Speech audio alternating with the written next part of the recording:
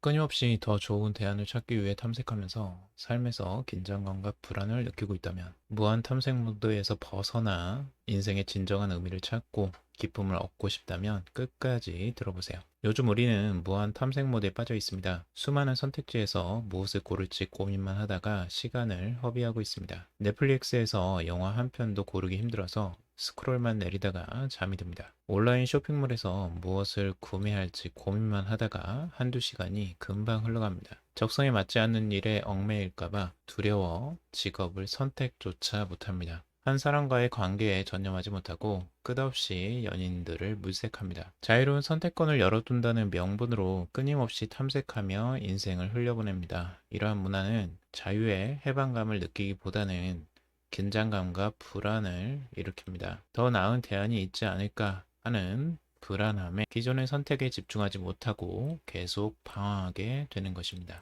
마음이 둥둥 떠다니는 배와 같아서 정체성의 혼란과 두려움을 야기하게 됩니다. 그럼에도 무한 탐색 모드는 장점이 있습니다. 진짜 자아 찾기에 도움이 되는 게 첫 번째 장점입니다. 자신이 누구인지 알아가는데 유용한 기능을 합니다. 진로를 정하기 위해서도 이 탐색 과정이 도움이 됩니다. 그리고 두 번째는 새로움을 추구할 수 있습니다. 인간은 항상 새로움을 추구하고 좋아합니다. 익숙함에서는 쉽게 실증을 느끼고 새로움은 항상 짜릿합니다. 그 기분을 느끼는데 탐색 모드는 도움이 될 수 있습니다. 분명한 건 탐색 모드가 나쁜 것만은 아닙니다. 인간으로서 탐색의 시간은 분명히 필요하기 때문이죠.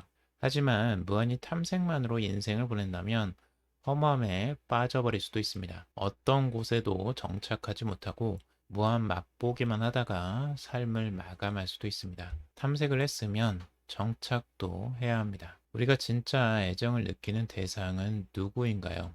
오래도록 기억이 남는 소중한 사람이나 일은 무엇이었나요? 대부분은 하나에 헌신하고 몰입하는 사람들을 신뢰하고 사랑합니다. 그런 사람들에게 존경과 경외심을 품기도 하죠. 어느 하나에 전념하다 보면 이 새로운 경험을 놓칠 수는 있습니다. 그러나 이 전념하지 않으면 우리가 10년 동안 모든 집중력을 한 가지에 쏟아부음으로써 얻는 커다란 기쁨을 느낄 수는 없을 것입니다. 전념하기는 우리에게 세 개의 형태를 가져오고 중요한 것과 그렇지 않은 것을 구분하게 만들어줍니다. 세상의 이치를 깨닫고 목표를 달성하는 과정에서 전념하기는 필수라고 할 수 있습니다. 마리아 몬테소리는 아이의 발달에서 첫 번째 핵심은 집중력입니다. 라고 주장을 했습니다. 심리학자 윌리엄 제임스는 흩어지는 집중력을 자발적으로 반복해서 다시 끌어모으는 능력이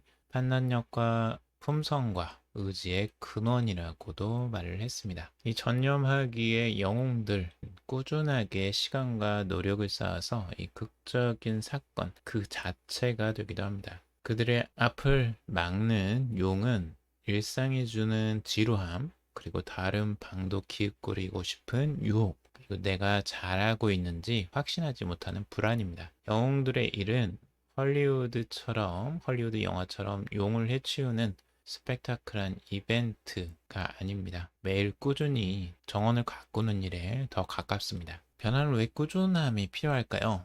변화는 느리게 서서히 일어나기 때문입니다. 모든 일에는 시간이 필요합니다. 변화가 순식간에 일어난다면 꾸준한 헌신은 필요 없을 것입니다. 결정하기를 했으면 행동으로 옮겨야 합니다. 일단 행동으로 옮기지 않으면 두려움이 스멀스멀 올라오게 됩니다. 내가 잘할 수 있을까 하는 의문도 생기게 되죠. 그래서 어떤 결정을 했으면 미루지 않고 바로 지금 당장 실행하는 훈련이 필요합니다. 결정을 내렸으면 움직여야 되는데 이 움직임이 굉장히 힘들다는 게 문제입니다. 전념하기에 영웅들에게 이 망설임 없이 전념할 수 있었던 이유를 물었다고 해요. 그들은 알지 못하는 것들을 미리 걱정하지 않았기 때문이라고 대답했습니다. 워싱턴 DC에서 이 보이버스와 시인들이라는 레스토랑을 운영하는 앤디 샬랄은 자신의 선택 이후에 펼쳐질 미지의 세계가 일종의 즐거움이었다고 말을 했습니다. 전념하기를 결정했을 때에도 전체 여정은 걱정하지 않았다고 해요. 그저 바로 이 다음 단계만 생각을 했다는 겁니다. 스탠퍼드 경영대학원의 가사 에드 바티스타의 말처럼 이 올바른 선택을 하려고 노력하기보다는 내 선택이 올바른 것이 되도록 만드는 일에 집중해야 한다라는 겁니다. 스탠퍼드 경영대학원의 교수이자 의사결정과 관련된 신경과학을 연구하는 바바시브 역시 그와 비슷한 견해를 내놓고 있는데요. 의사결정의 성공 여부를 결정하는 주요 요인은 의사결정자의 선택 그 자체가 아니라 의사결정자가 자신의 선택을 얼마나 최선을 다했는지에 달려 있다라고 이야기하고 있습니다. 올바른 선택을 하려고 너무 많은 시간을 소비하는 것보다 자신이 어느 정도 확신이 들었을 때 확률이 높다고 생각하는 부분에 선택을 하고 그 선택에 오히려 집중하는 게 더 중요하다라고 볼 수 있습니다. 젊은이들은 보통 종종 세계를 벗어나 자유로워지기를 원한다고 해요. 외부의 어떤 것이 나를 건드리지도 못하고 책임도 질 필요도 없고 지켜야 할 규칙도 없이 그냥 자유롭게 살면 좋겠다고 생각을 하는 거죠. 이러한 자유를 꿈꾸면서 다른 세계를 여행하거나 아니면 뭐 한 달 살기 같은 것들을 해보기도 하죠. 그런데 여러분들이 그런 자유를 한번 찾아서 떠나보시면 아시겠지만 그 자유가 오히려 고통스럽게 느껴질 때가 많이 있습니다.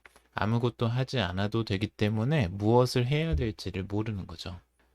전념할 것이 없기 때문에 자신은 아무거나 해도 되지만 어떤 아무것도 할 수가 없는 상태에 빠지기도 합니다. 그래서 전념하기란 이 존재의 작은 부분을 함께 소유하는 것이고 그렇게 함으로써 존재 그 자체를 조금 더 사랑하게 되는 것이라고 저자는 말하고 있습니다. 도파미네이션의 애나 램키는 이런 말을 했습니다. 자신을 구속하는 것이 곧 자유로워지는 것이다. 이 말의 의미를 저도 곰곰이 생각을 해봤는데요.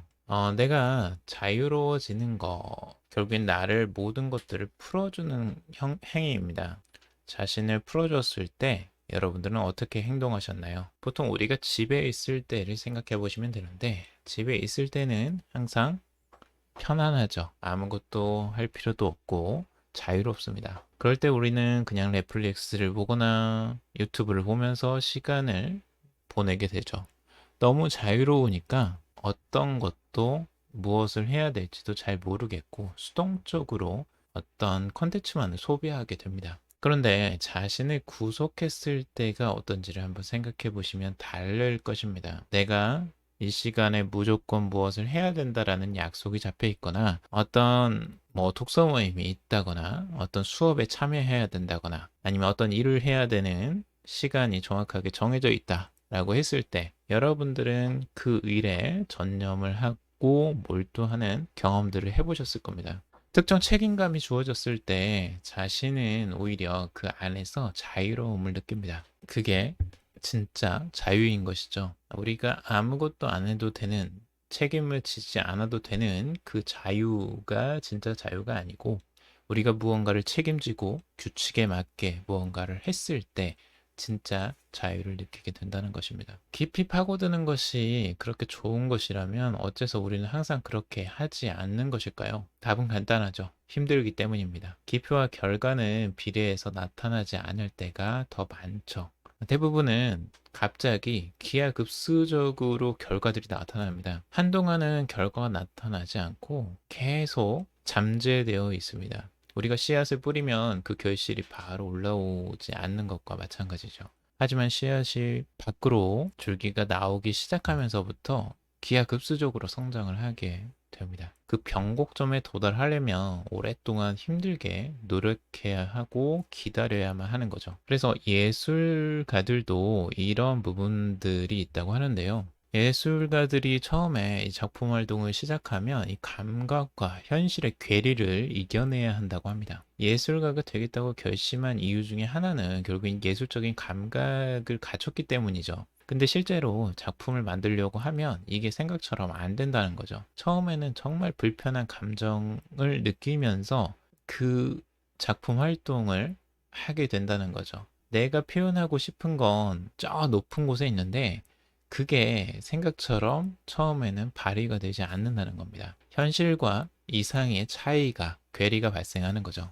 이 괴리를 메꾸는 방법은 단순합니다. 어마어마한 양의 작업과 연습을 통해서 점점 나아지는 것뿐이라는 거죠. 이렇게 불편한 감정을 극복하고 끈질기게 매달리려면 이 불굴의 의지가 필요하다. 라고 말을 하고 있습니다. 그리고 이 한정적인 시간을 우리는 어떻게 사용해야 될까라는 부분에 대한 내용도 있는데요. 이에 대한 답으로 무한 탐색 모드는 시간을 아주 작은 조각으로 쪼갠다고 합니다. 소중한 시간을 잘못 보낼까봐 두렵기 때문이죠. 반면에 전념하기는 더 긴 시간에 장대한 이 내기를 건다고 해요. 여기에는 깊이의 힘이 전제가 된다고 하는데요. 우리가 시간의 길을 통제할 수는 없지만 깊이는 통제할 수 있다라는 믿음이 여기에 깔려 있습니다. 우리가 무언가에 더 많은 시간을 들일수록 그것은 한층 더 아름다워진다라고 하고 있습니다. 더 깊이 파고들수록 더 많은 신성함을 발견하게 되는 것이죠. 이 깊이가 평범함을 특별함으로 바꿀 때 바로 이러한 일들이 일어나게 됩니다. 자기 자신을 헌신함으로써 우리는 그것을 성스럽게 만들 수가 있는 것이죠. 이 기나긴 시간과 거기에 수반되는 목적, 유대감, 깊이는 이 최악의 두려움을 해결해 줄 해독제라고 이야기하고 있습니다. 전념하기를 통해 우리는 세월이 흘러도 이 변치 않는 기쁨을 느낄 수 있습니다. 언제나 모든 것이 좋다는 것이 아니라 이 존재와 삶의 편안함을 느낀다는 것입니다. 마지막으로 이 몽고메리 버스 보이콧 사건 중에 이 마더 폴라드가 한 말을 하고 끝을 맺으려고 하는데요. 내 다리는 피곤하지만 내 영혼은 편안하다 라는 것입니다. 여러분들이 몸은 피곤할 수 있지만 내 영혼은 편안할 수 있는 이 전념하기를 한번 실천해 보시는 건 어떨까요? 오늘은 여기까지 마무리하도록 하겠습니다. 도움이 되셨다면 좋아요, 구독, 댓글 달아주시면 감사하겠습니다.